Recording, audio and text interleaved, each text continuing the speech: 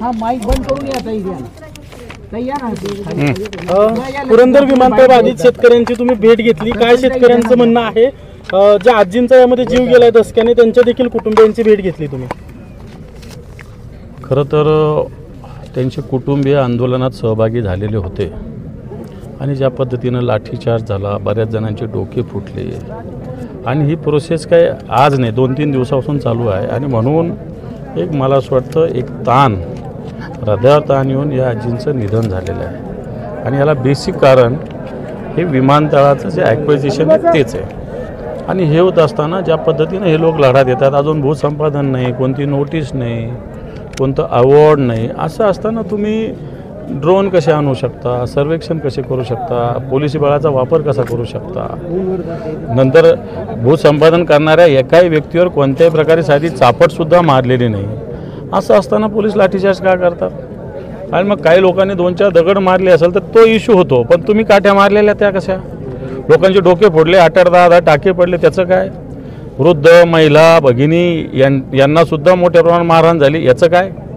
आणि म्हणून मला असं वाटतं पोलीस किंवा सरकार ज्या पद्धतीनं अन्याय करून अतिरेक करून ॲक्वायझिशनचा प्रयत्न करतो, मला वाटतं शेतकऱ्यांचा याला विरोध आहे आणि आम्ही या विरोधासोबत राहून सगळ्यात महत्त्वाचं इथं जर पाहायला गेलं की 7,000 एकर जमीन आहे किंवा 2567 हेक्टर जमीन 67,000 जमीन आहे, 85% जमीन ही बागायत आहे,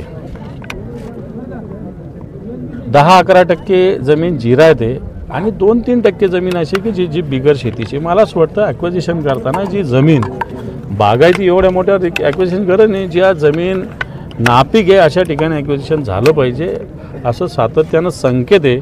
ते न पाळता अशा पद्धतीनं जर बागायती जमिनीचं ॲक्विजिशन भूसंपादन होणार असेल तर त्याला जनतेचा विरोध आहे. तुम्ही पोलिसांशी देखील बोलला, तुम्ही ग्रामस्थांशी देखील बोलला, पोलिसांची बाजू कशा पद्धतीने तुम्हाला इथे या ठिकाणी काय दिसतं? काल हे आंदोलन झाल्यानंतर शासकीय कामकाजात अडथळा आणल्याप्रकरणी 250 ते 300 लोकांवर गुन्हा दाखल आहे, तर 6 जण ताब्यात आहेत आणि जे 6 जण ताब्यात आहेत त्यांना 2 दिवसाची पोलीस कोठडी दिली. एसपींनी तुम्हाला नेमकी काय माहिती?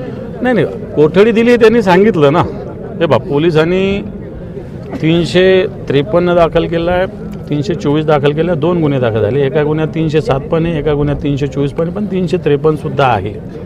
आमचं म्हणणं आहे की 353 होऊ कसं शकतं? सरकारी कामकाज इथं काहीच नाही ना. भूसंपादन ऑफिशियल नाही झालेलं नाही, मोजणीचं ऑफिशियल काही नाही आणि मग सरकारी कामात अडथळा आणलाच कुठं?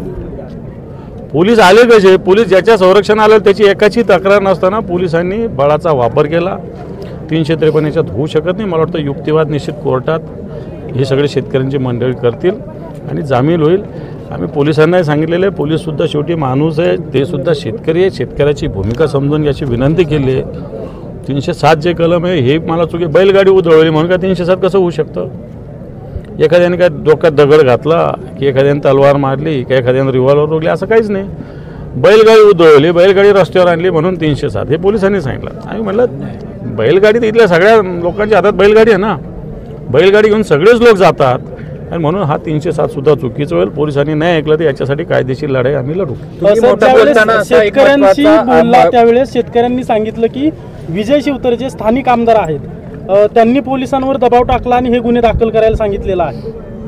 मला असं वाटतं एका आमदाराच्या दबावाखाली पोलिसांनी एवढं काम करण्याची गरज नाही, कारण हा काय आमदाराचा इश्यू नसतो. विमानतळ म्हणजे काय आमदाराचा विषय नाही आहे, हा राज्याचा विषय असतो. राज्याच्या गृहमंत्र्यांनी अर्थात मुख्यमंत्र्यांनी याच्यात लक्ष घातलं पाहिजे. आमदाराच्या म्हणण्यावर पोलिसांनी मला असं वाटतं एवढं मोठं पावलं उचलले नाही पाहिजे आणि असं जर उचलत असेल राजकीय हेतून तर मला वाटतं आम्हाला याच्यात राजकारण करावं असं मुळीच वाटत नाही. आमदारांनाही सांगतो की तुमचा मतदारसंघ आहे, तुमच्या भागातली जनता आहे, तिच्या जीविताचं संरक्षण करणं, मालमत्तेचं संरक्षण करणं हे आमदाराचं काम आहे.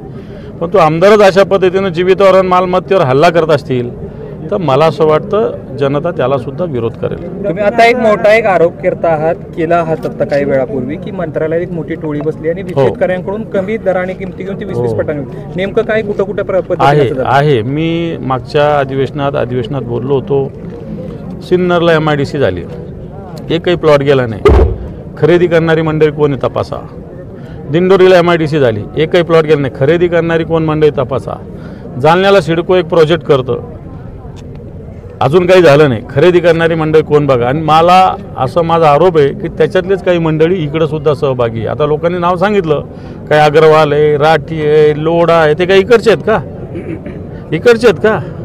इकडचे नाही आहे. आणि मला वाटतं अशी लॉबी मंत्रालयात बसलेली असती, ती भूतसंपादन स्वस्तात शेतकऱ्यांकडून जमिनी घेणं आणि नंतर भूतसंपादन करून ऑफिशियली महागामध्ये या जमिनीचा मोबदला मिळवणं, अशा पद्धतीनं काम करणारे लोक आहेत. राज्यात काही जरी झालं तरी विजय शिवतारेंची प्रतिक्रिया येत असते. मात्र त्यांच्या मतदारसंघात एवढं मोठं आंदोलन होतंय, लोकांवर गुन्हे दाखल झालेत, शेतकरी आणि पोलिसांच्यात चकमक झाली, तरी अजून देखील प्रतिक्रिया देत नाहीत ते.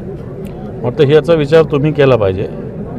याचा विचार तुम्ही केला पाहिजे की जे काही गरज नसताना प्रतिक्रिया देत असतात, आता गरज असताना त्यांनी या भूमिकेशी तुमची सहमती का विरोध हे स्पष्ट केलं पाहिजे ना.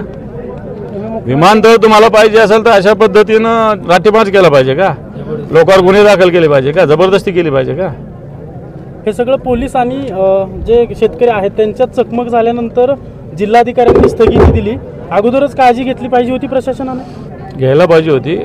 प्रशासनाला याचा अंदाज यायला पाहिजे होता की जनतेच्या भावना काय, जनतेशी मला वाटतं चर्चा केली पाहिजे. ठीक आहे, 8 दिवस, 15 दिवस, 20 दिवस, 1 महिना उशीर झाला असं फरक काय पडतो?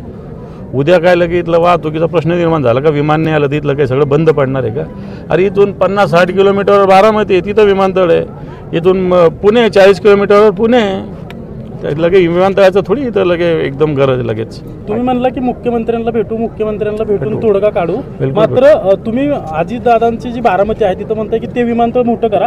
यासाठी अजित पवारांची भेट घेणार आहे का? अजित पवारांच्या भेटीचा काय संबंध? अजित पवार थोडी रद्द करणारे किंवा करणारे मुख्यमंत्रीच या राज्याचे. मुख्यमंत्र्यांना भेटू, मुख्यमंत्र्याला सांगू की आम्ही बारामतीचं एक्सपान्शन करा ना, पुरंदरला गरज काय? अजित पवारांचं वक्तव्य असं आहे की गेल्या काही दिवसापासून सातत्याने शेतकरी भेटतात आहेत त्यांना. त्यांचं म्हणणं असं आहे की विमानतळ झाले आणि विमानतळाची पुणे जिल्ह्यामध्ये गरज आहे. काल त्यांनी असं वक्तव्य केलं होतं की स्थगिती देतोय, परंतु ती एका दिवसाची स्थगिती होती की आणखी वाढणार? या संदर्भात प्रशासनाशी तुमचं काय बोलणं झालं? नाही, माझं काही बोलणं झालेलं नाही या संदर्भात. मी फक्त आता कालचा जो लाठीमार आहे, लोक जखमी झालेले आहे, हा विषय तातडीचा होता, त्याच्यामुळे तेवढी चर्चा केली. या संदर्भात माननीय उद्धवजी ठाकरे